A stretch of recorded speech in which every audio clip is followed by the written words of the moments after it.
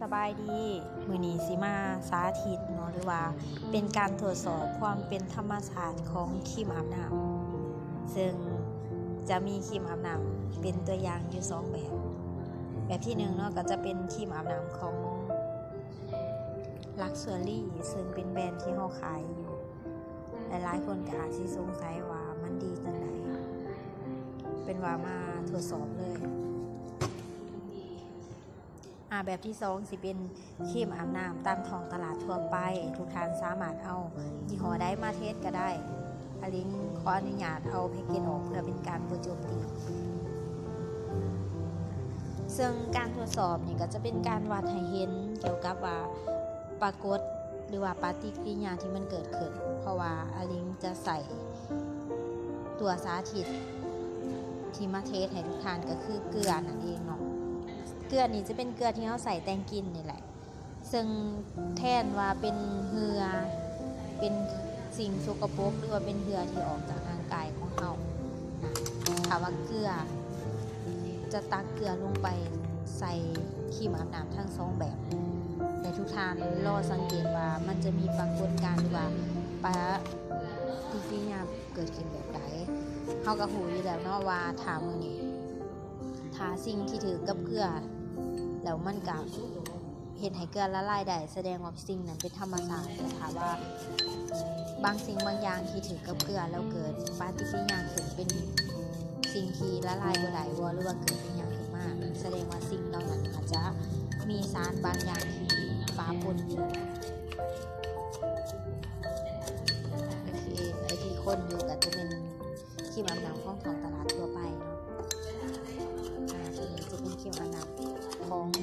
Luxury ของเฮาเดี๋ยวจะทำการเติมน้ำลงไปเนาะเพื่อว่า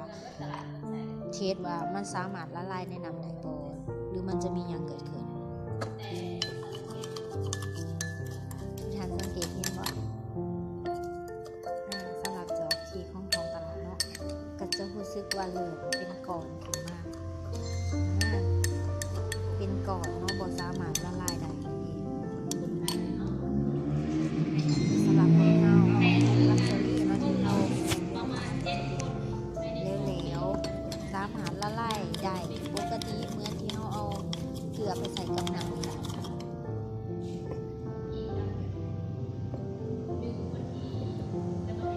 ผลที่ออกมาเนาะทั้ง2อย่างจะ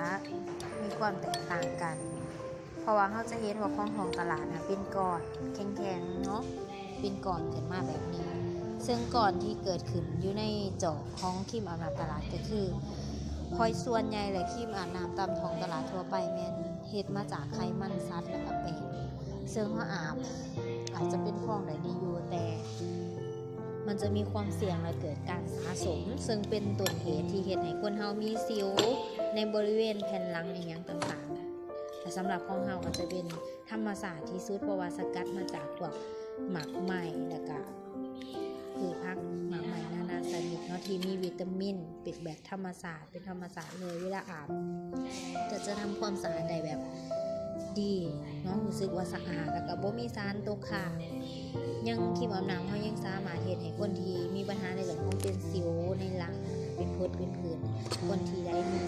มีปัญหาส่วนนั้นสามารถอาบและสามารถเฮ็ดให้หายได้อยากแนะนำเลยนี่จะเป็นเซตที่อลิงใส่แล้วก็ประทับใจที่สุดทั้งเซตก็จะมีครีมอาบน้ำเนาะตัวนี้ทำความสะอาดทางกายอาบไปแล้วก็ช่วยบำรุงผิวให้ชุ่มชื่น2หลังจากอาบน้ำแล้วเราก็มาทาด้วยโลชั่นเนาะซึ่งเป็นกลิ่นหอมละมุนกลิ่นดอกซากุระเพิ่มความใสป้องกันแดดให้พร้อมสุดท้ายก็คือโลออนเนาะทาไต่วงแขนหรือขี้แหของเราเฮ็ดให้ขาวและกระดับเดือดตลอดทั้งวันเลยอยากจะแนะนำ